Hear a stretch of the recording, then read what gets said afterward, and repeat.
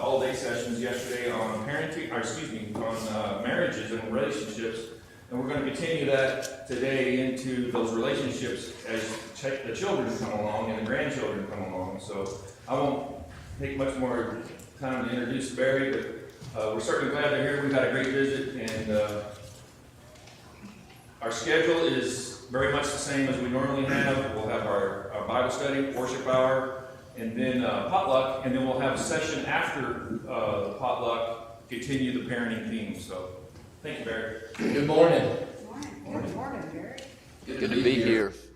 You all have been so gracious to us, and we've enjoyed being here so much. It's going to be hard to leave tomorrow. And I'm usually anxious to get home after a couple of days, but we've truly enjoyed our trip so far, and it's been nice to make new friends and rekindle some friendships from years ago. So let me talk about the parenting thing. Speaking on parenting is always a little bit tricky because, you know, you got, as in this group, you've got some who don't have children. You've got some who have had children long ago and are past those stages.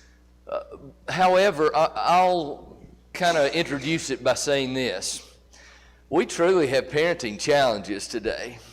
Parenting styles, parenting ways, and this is a cultural conversation as far as I'm concerned, and not specific to those who have even parenting challenges in the early years, not even a topic that in my mind is specific only to those who have children of certain ages. And so as we go through these lessons today, I hope that they can come across in such a way that they can be helpful for those who are directly in that moment, but they can be helpful to all of us in terms of educating church family, educating culture. You know, while I'm not real crazy, and I shouldn't say this, I guess, but I'm not real crazy about the one who used it the most, it is the case that it takes a village to raise a child. And the church part of that village is an important part of that village. And the grandparent part of that village is an important part of that village. And the babysitter part of that village is an important part of that village. And that goes on and on and on. And so what we'll be talking about today will be more helpful to some than others, maybe in terms of managing time and energy when they have children in the early years. However, some of you are grandparents who want to be careful how you do it, but you want to help your children to parent well. And some of you have neighbors who have children and they have frustrations, and you see them being at the ends of their ropes, and you have opportunities to help them at times by going and rescuing the kids at the right moments. And so there are opportunities, I think, we all have such that hopefully there will be something here for all of us. All right, so let's see. Let me make sure that we're back at the beginning, I think.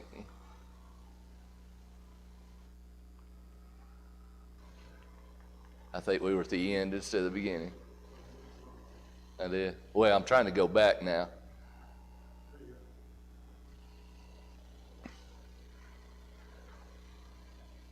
It doesn't look right.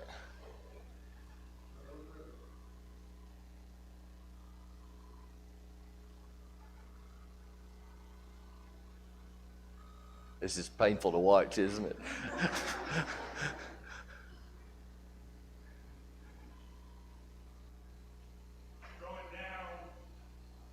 So get me back at the first slide. You can see it easier than I can. I got it, Gary. Our system slightly changed and I'm not cooperating very well.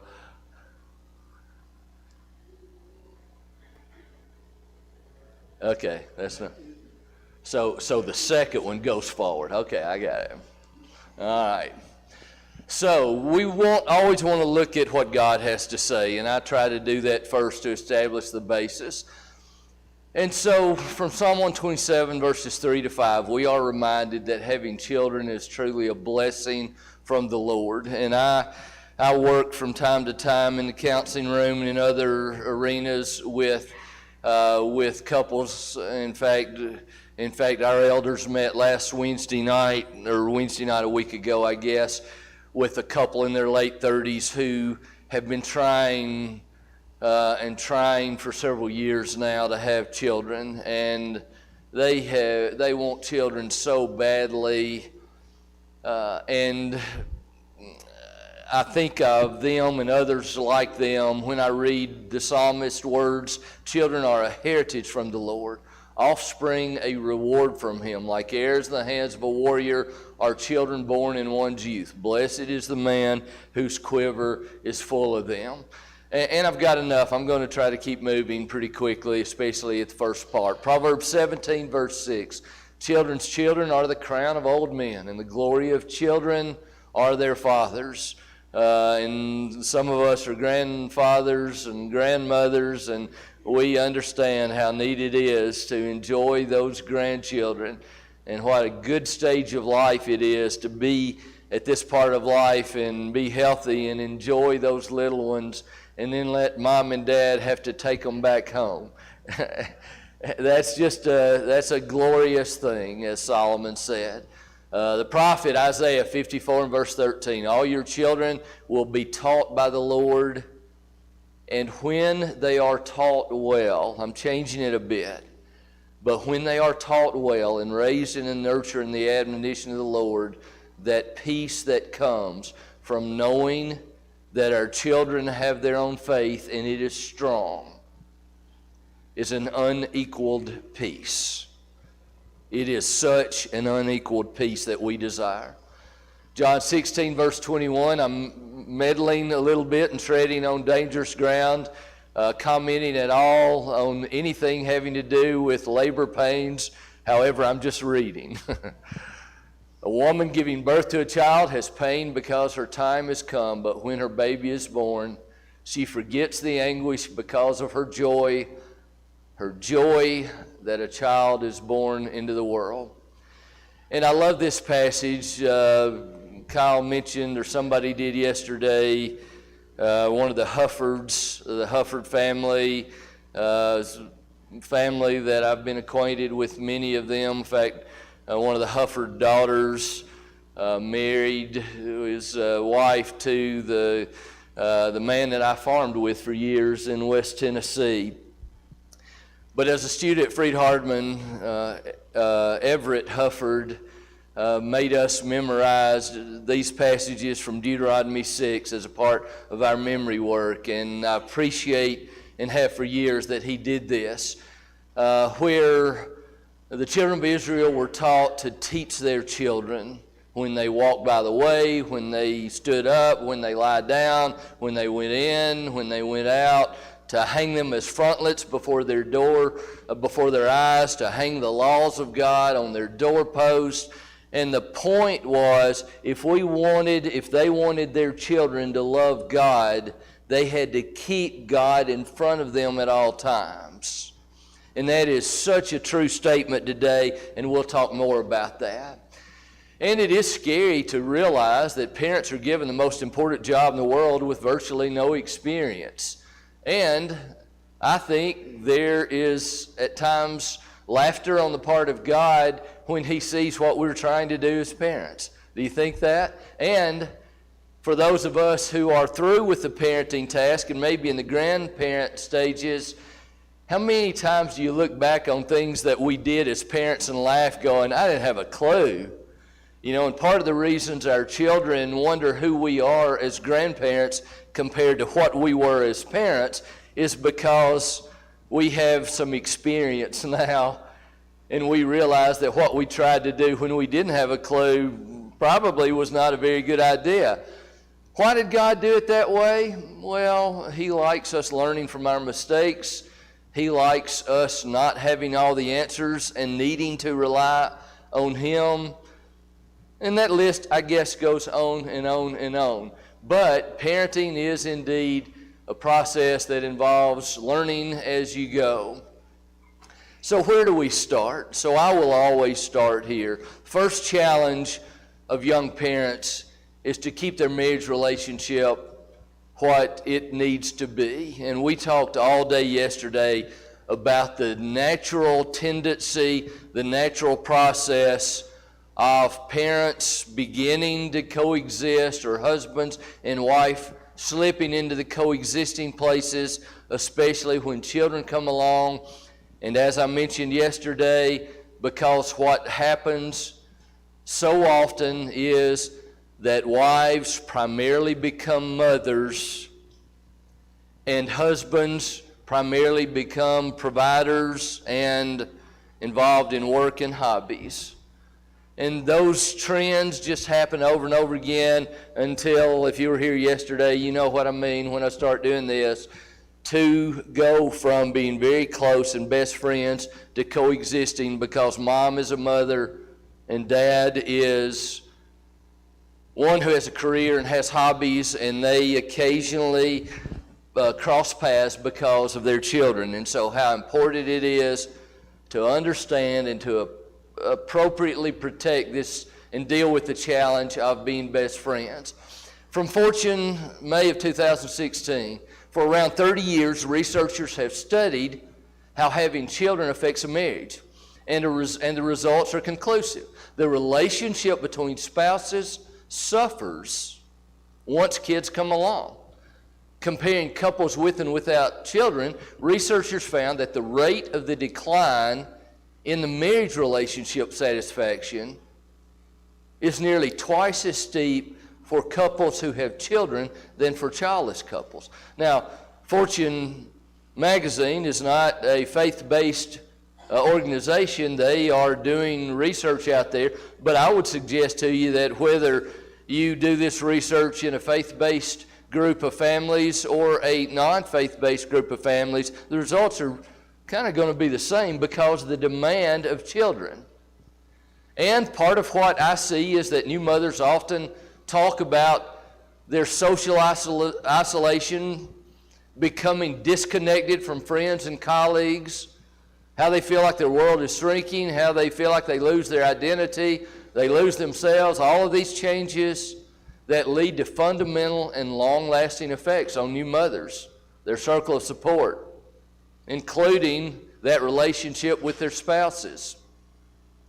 However, also from Fortune magazine, May of 2016, despite the dismal picture of motherhood painted by researchers, most mothers and fathers still refer to the great joy they have from being parents. Much like childbirth, where nearly all mothers believe the pain and suffering was worth it, most mothers believe the rewards of watching their children grow up is worth the cost of their romantic relationships. Now, look at that and think about what's going on. It's kind of a sad slide. It's an encouraging slide in some ways, but it's sad in some ways, isn't it?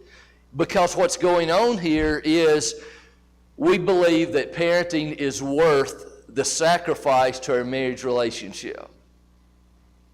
You know, does that feel good or not? Well, watch this. The good news, I believe, is that the marriage relationship does not have to pay the price, but the bottom line, I should have increased the font 10 times to make the point, it will not happen without intentionality, without effort. You know, I appreciate, Tina and I love being here. We've enjoyed this weekend so much to this point, and we'll continue to do that till we leave tomorrow to go home. But bigger than that, I appreciate so much that your elders have decided we want to help our families be intentional. And in fact, I'll say something now to the elders. What hopefully this weekend is helpful, but it's got to be ongoing. It's got to be a continual diet. Because what happens is we kind of get pumped up in these weekends and we do our needs list and we take care of each other in a better way and we become more intentional, but life slips back in. And I think part of the way shepherds take care of their flock is by continuing to offer the reminders and continuing to put these things here. And if we continue to be intentional, I don't think the marriage relationship has to sacrifice. So how do we be intentional is kind of where we're going in the rest of this session, this first session. And the first answer I'll suggest is we have to be careful with finances. Now, financial pressure, we all know, is real. You know, my prediction is, practicing without an economics license, I don't think it's going to be too long before we enter that recession that everybody wonders about. We've seen gas for the first time in the last couple of days above $5 here.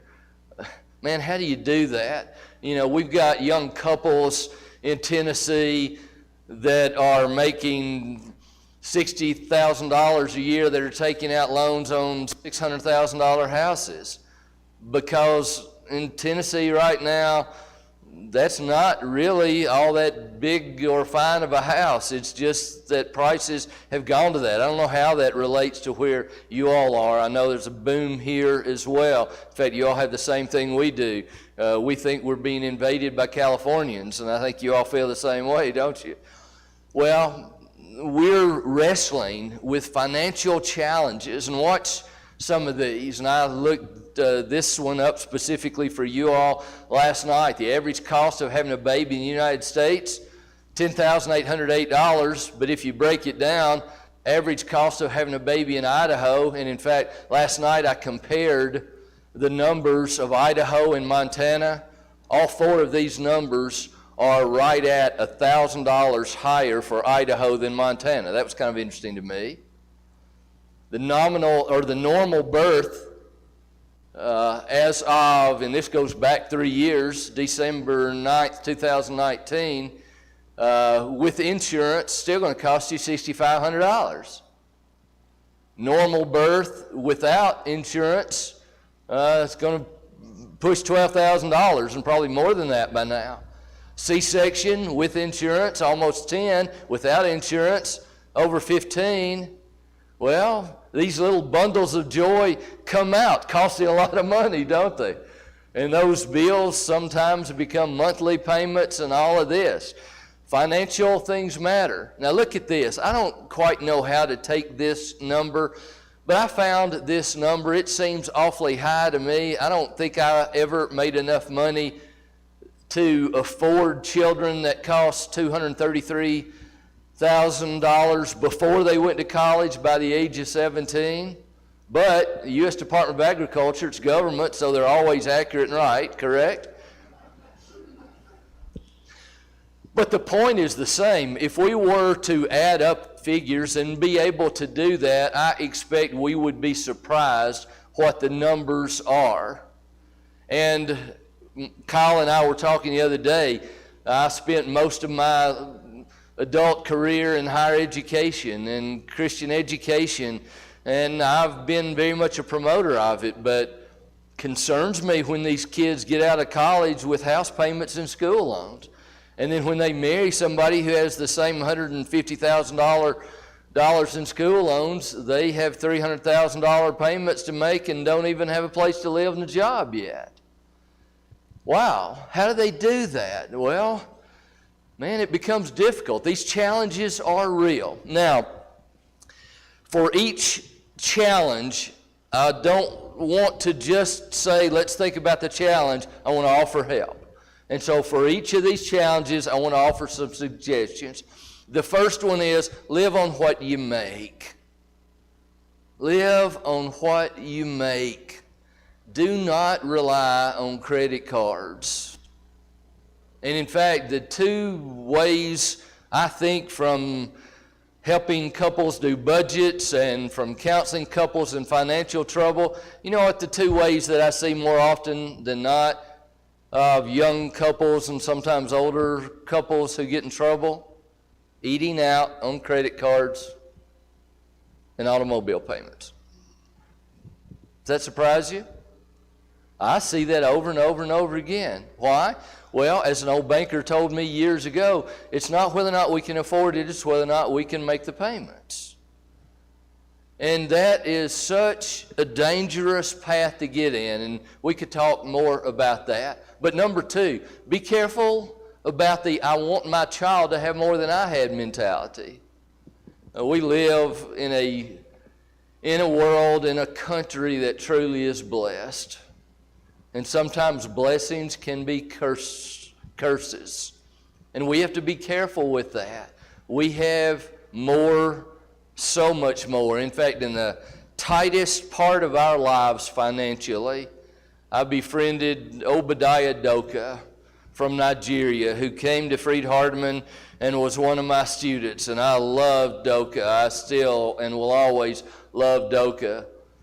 But Doka made us feel, me in particular, embarrassed because of how much we have. And in fact, first time he came to the house to eat, we walked back out and saw the farm, and he saw my tractor, and he said, "Oh man, if I had that in Nigeria, I would be a millionaire." And I said, "How would you use that to become a millionaire?" He said, "Well, before I came to Freed-Hardeman, I was a farmer." And I said, "Really? Tell me about it." And he said, I said, "Did you have a farm?" He said, "No, I rented property from my uncle." And I said, "How much?" He said, 10 by 10. And I said, 10 acres by 10 acres? He said, "Oh, no, 10 feet by 10 feet. He said, I said, "How did you do that?" And he made a hoe with a stick and a piece of metal that he tied somehow to the handle, and he tilled the 100 square feet, and he planted vegetables, and he sold the vegetables, and that's the way he provided for his family. You know, we were driving home from Christian Chapel where I preached one Sunday night, and Carter, who was little, said, "Dad, I'm starving. Can we stop in Lexington to get something to eat?" And Doka said, "Oh, son, don't say that. You don't know what you're saying." And he went on to tell about how a period in his life where he went a whole week without eating a bite because of them having to ration the food for their kids. You know, little Carter's eyes back there were like, "Oh, I feel so bad." Why? Because everything is relative, right? And in fact, let me go on, and we'll get to the point I started to make, but I'll save it. But go ahead and look at number 3. I got to move. If one spouse is a spender and one spouse is a saver, then let the one who's the saver have the greater financial control, because the spenders need help. Now, sometimes we're born spenders, sometimes it's a personality trait. Oftentimes, young couples have to get deep in debt to see how it feels to be controlled and stressed out financially, and then they fix it. But the sooner we can learn this lesson, the better. And it is the case that stress piles up when financial pressures increase. Number 2, it's not only the case that financial pressures increase, family and household responsibilities significantly increase. And I talked about this yesterday, but women's lives, wives and mothers' lives change way more when children come than men. Even in our day where we have all the politically correct stuff, and if you start talking about gender issues, you get in trouble. But I'm old school enough and sit in the counseling room enough day after day after day and see the resentment that wives have because their lives have changed so much, and mothers, and husbands' lives change some too, but not nearly as much. And there are a lot of reasons for that. Resentment often does take place. But not only do responsibilities increase, free time to take care of these responsibilities decrease. Well, that's big truth, isn't it? And the truth of the matter is, oftentimes that question comes, free time, what in the world is that? So how do we deal with all right, we've got less time and more to do. In fact, Michael asked me that question yesterday. How do we deal with that? So suggestions. First of all, husbands, we need to be more attentive. And we need to be more helpful. We need to give of our time and effort and help with that resentment piece. And when we find ourselves doing more hobby time, more free time, more, oh, I just came home from work, I'm tired, and then we get the look. We need to be mindful of how important it is to be helpful. And by the way, wives, let me tell you something and pretend that the husbands are not in here. And I referred yesterday to the old Pavlov-Skinner philosophies.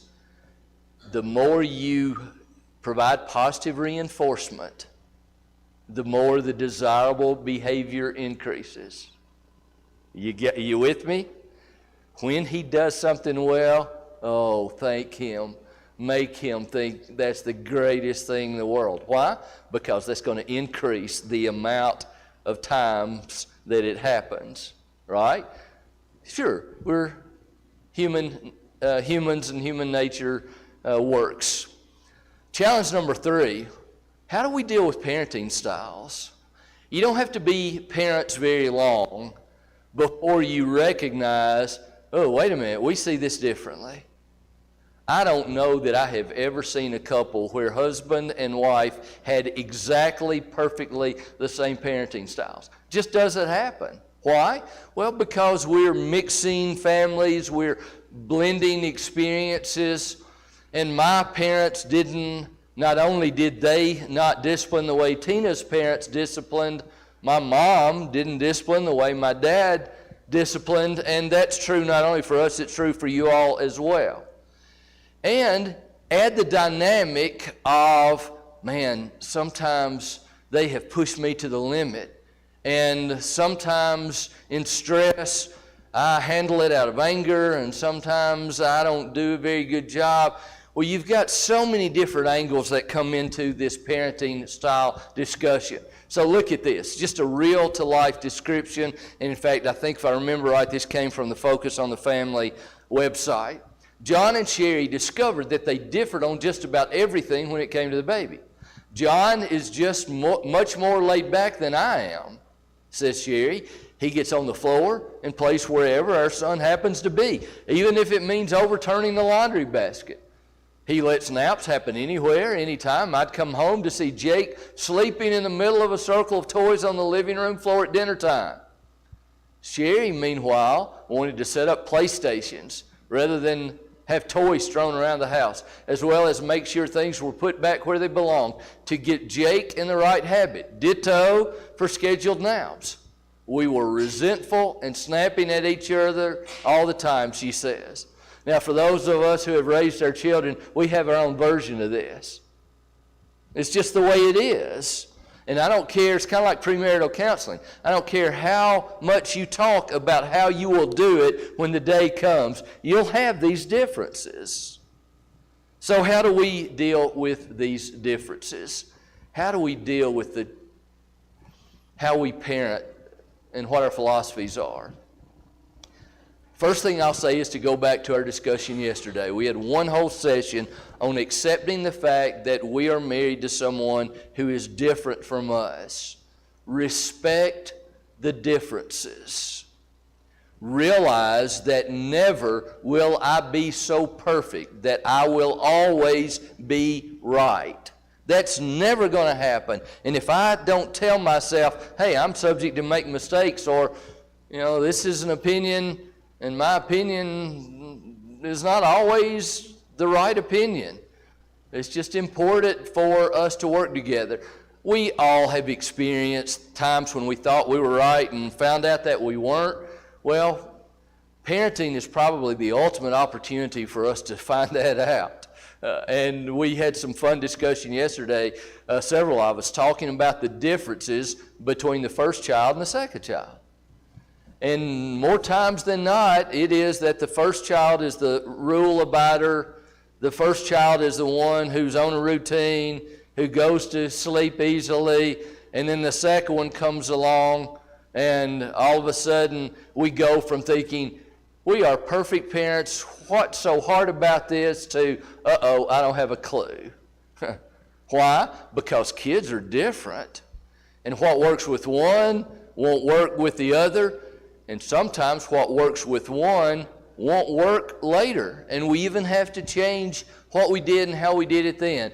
And so having differing views and having different perspectives on how to handle that is like in most other situations. 4 eyes generally are better than 2. Secondly, be careful to not differ on discipline in front of the kids. Be careful about differing on discipline in front of the kids. Why? They will recognize and play the two of you against each other. And if you don't believe this, I'll prove you wrong in 5 seconds. Did you ever do that with your parents? Of course we did. You know, if I were to ask you which one of your parents was the harder disciplinarian, if you had mom and dad at home, every one of you can answer that question. Why? Because parents differ. And if we knew we had a way, even from a very young age, I'll talk more about that later, at manipulating the situation. You know, I remember being told I was going to get some spankings and trying to navigate the situation so that it was my mom spanking, not my dad. Why? Kids do that. Are they smart? Are they bright? Absolutely. And so it is important for mom and dad to show a united front in front of little Johnny. Now, we may feel very different, but let's get back behind the closed door. Let's talk about it, and let's come out of that open door being united in what we're going to do, instead of giving youngsters the opportunity to play us against one another. Number 3, this is not rocket science, but oh how true it is. Pay attention. Pay attention. If you try something and it doesn't work, try something else. You know, a lot of kids, in fact, we've all read and heard the stories about parents saying, well, I could spank him and spank him and spank him and it wouldn't do any good. Or all I had to do is look at him or look at her and the guilt was enough. Well, we've got to pay attention and find out what works. And again, what works for one child won't work with the other. Number 4, I hate bells. Yeah, all right, I'll finish. Number 4, couple time is not family time. When we dated and we were first married, we were still able to do our own thing. He would go out with the guys and I had my girlfriends, and we both worked a lot, but now we're glued to each other and to the baby. We also don't feel like we ever have our own quality time together. And here's the whole point, and then I'll speed through it. And it goes back to what I said earlier, goes back to what we talked about yesterday. We've got to have connect time. We've got to have time to be best friends. Because young couples will tell me, oh, we spend a lot of time together. And I'll say, yeah, sure you do. Changing diapers, feeding babies, putting them to sleep, getting them up, folding clothes. That's not what I'm talking about. That's good, it's important. Glad you all are doing it together. But it's not the thing that causes husband and wife to maintain the best friend relationship. But what do we do with it? How many times Tina and I have had those young mothers to look at us like we're nuts when we suggest that they find date night time or they find best friend time, or when we suggest find time to connect with your spouse. Suggestion number 2, babysitters or parents generally will not kill your baby. Now, for some, this is easy. When in our young families class, we had 2 babies 2 weeks ago. In fact, I went to the hospital on Thursday to visit Braden and Ashley and their little Colin. And then Tina and I left for a week trip, and we came back, and a week ago today, Colin was 8 days old. They had him at church. And some of us are going, yay, Ashley. And some of us are going, are you nuts? Well, if you're saying, are you nuts, then this is one you probably need to be careful about. It's different with the first. We all understand that. You know, what happens if they cough You know, where's the closest emergency room? All of that stuff. But we need to realize that, hey, they're tough. It's not only good for us, it's good for them to be exposed to people other than only mama. And finding someone and forcing yourself, even if you have to let them give you some free time is important. Number 3, find someone with children of comparable age and swap babysitting. When Tina and I had Carter, we lived in Mobile, 400 miles away from either family. We didn't have the automatic grandparent babysitting service. And in fact, I don't remember that we ever did this, but we should have. Find others to swap with in order to give them relief and us relief. And as we talked about yesterday, how important it is to make sure that in this hectic part of life, we don't lose our relationship together with God. Number 5, so what about the moms? What happens with moms when babies come along is they go from being whomever they were to being primarily mothers. And so many times, a big part of the time, these young mothers feel like they lose themselves. They don't have time to do some things that they enjoy doing. They always feel behind. They're always trying to take care of putting out fires and answering whatever screams the loudest. And the thought of having free time, are you nuts, is the look. One mother said caring for an infant is such an all-consuming task that in your free time you're lucky to make it to the grocery store by yourself. Doing something purely for yourself can feel like an outrageous indulgence. But when you deny yourself or your partner free or downtime, then the resentment takes place. So what are the suggestions? I'm going to start with dads. Help moms to have free time. Help them to have free time.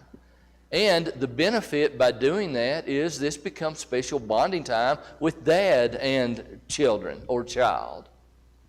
Those are special opportunities. And oftentimes it doesn't even take a lot of minutes to create the refreshing.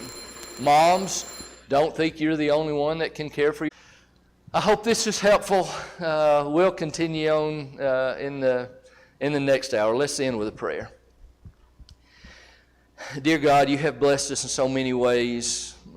When you said it's not good that man should be alone, you blessed us with companionship and with children in so many cases. And the joy that we have from relationships is greater than we can express. But we say thank you.